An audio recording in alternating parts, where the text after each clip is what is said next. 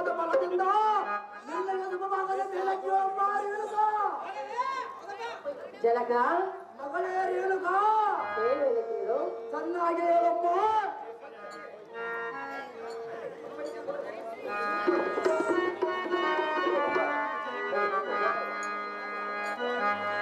ಕಾಶ್ಮೀರದ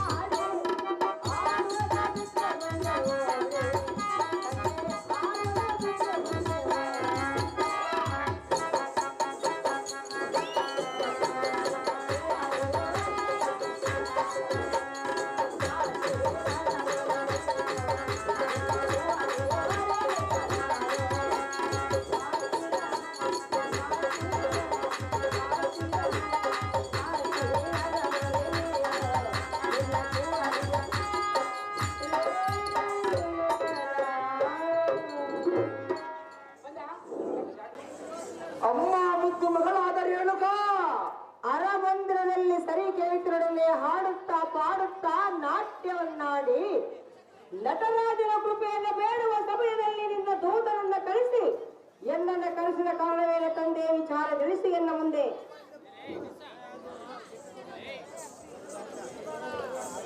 ಆಹೋ ಎಲ್ಲ ಪ್ರೀತಿಯ ಮುದ್ದು ಮಗಳಾದ ರೇಣುಕ, ಇತ್ತ ಬಾಯಿಯಿಂದ ಹೊಳೆಯ ಮೇಲೆ ಕೂಡು. ಜಮದಗ್ನಿ ಆಗಿರ್ಬೇಕು.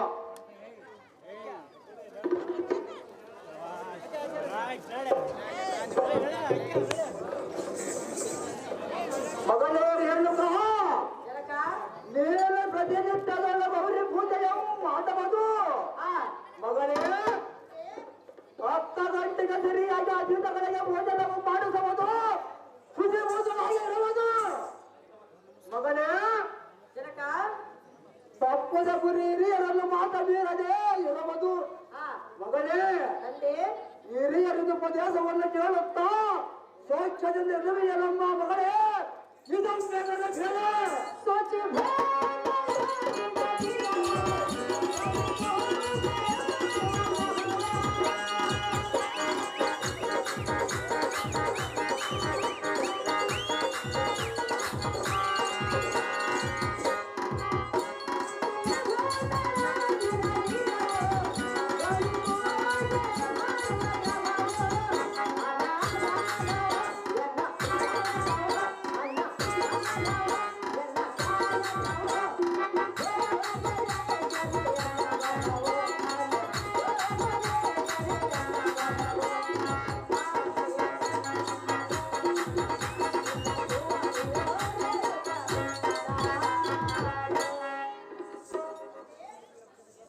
ಮಗಳೇ ರೇಣುಕಾ ನಿತ್ಯವ ಶುಚಿಭೂತರಾಗಿ ಗೌರಿ ಪೂಜೆಯನ್ನು ಮಾಡುತ್ತಾ ಅನ್ನ ಸಂತರ್ಪಣ ಗುರು ಹಿರಿಯರ ಸೇವೆ ಪ್ರವಚನಗಳನ್ನು ಕೇಳುತ್ತಲೇ ಇರುವೆನು. ಅಲ್ಲಿಯ ಜನಕ ಇದೆ ನೋಡಿ ಎನ್ನ ಕಾಯಕ. ಅಮ್ಮ ನಂದಿನಿ, ನೀನು ಈ ಚಿಕ್ಕ ವಯಸ್ಸಿಗೆ ಇಷ್ಟು ಬುದ್ಧಿಶಾಲಿಯಾಗಿರುವುದನ್ನು ಕಂಡು ಎಲ್ಲ ಮನಸ್ಸಿಗೆ ಸಂತೋಷವಾಯಿತು.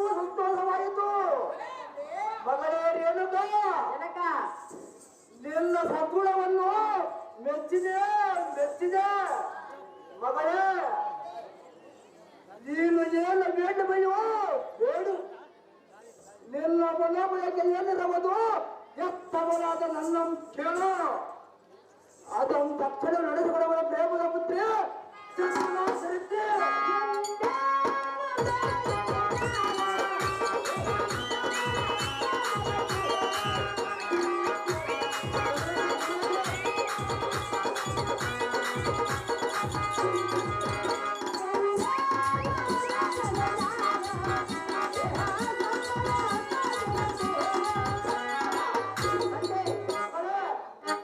ಒಂದು ಚಿಕ್ಕ ಆಸೆ, ಅದೇನು ಕೇಳ ಮಗಳೇ? ನಡೆಸಿಕೊಡುವೆಯಾ? ನಡೆಸಿಕೊಡುವ ಕಾರ್ಯ ನಡೆಸಿಕೊಡುವ ಮಗಳೇ. ಅಂದೆ ಮಗಳೇ ರೇಣುಕಾ, ನಡೆಸಿಕೊಡಲೇಬೇಕು. ಮಗಳೇ ಅದೇನೆಂದರೆ ಅದೇನು ಕೇಳ ಮಗಳೇ?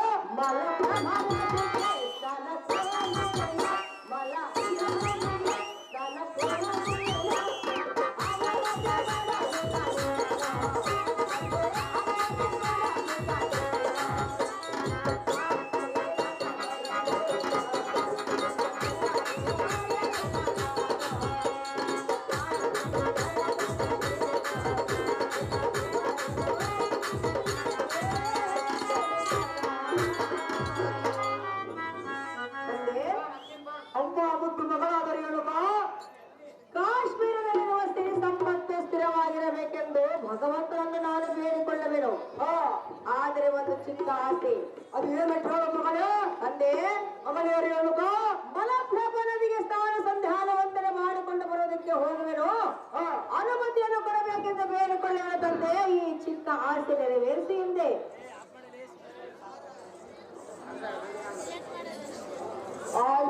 ಎಲ್ಲ ಮುದ್ದು ಗಿಳಿಯಾದ ರೇಣುಕಾ, ಹಿರಿಯಾದ ದೊಡ್ಡ ವರವನ್ನು ಕೇಳುವಂತೆ ಎಲ್ಲ ಮುಂದೆ ಕೇಳಿದಿರ. ಮಗಳೇ ರೇಣುಕಾ, ನಿನ್ನಗೆ ಸಮ್ಮತವಾದ ಕಾರ್ಯವು ಎಲ್ಲಗೆ ಸಮ್ಮತವಲ್ಲವೇ?